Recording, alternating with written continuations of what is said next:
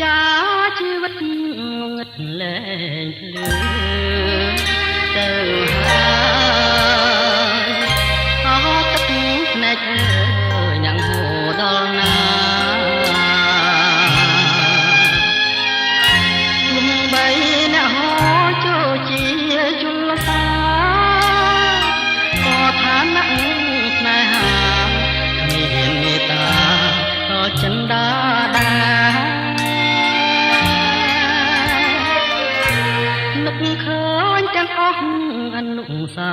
វរីយ៍ថ្មីថ្មីជាប់ក្លិនពិសេសនៅនឹងនេសា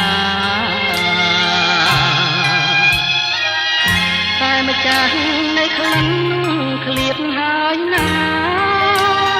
មិនដែលអូនចិត្តរស្យាគ្រាន់តែស្នេហា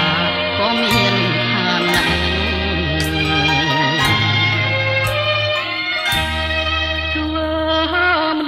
បងជាអ្នកក្រ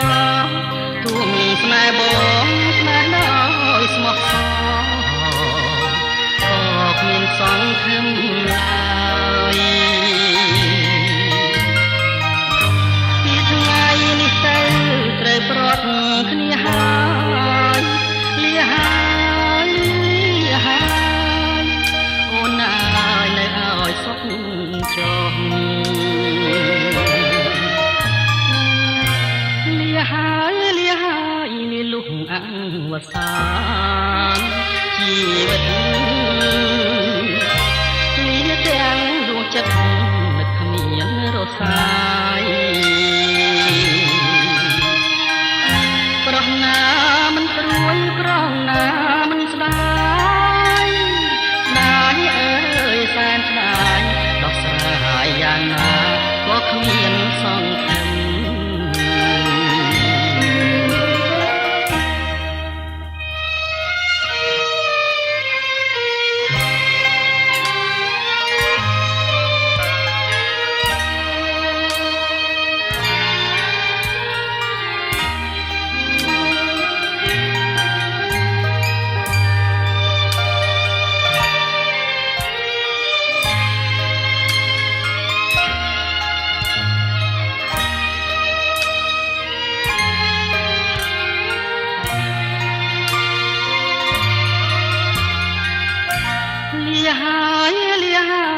លាលុះអ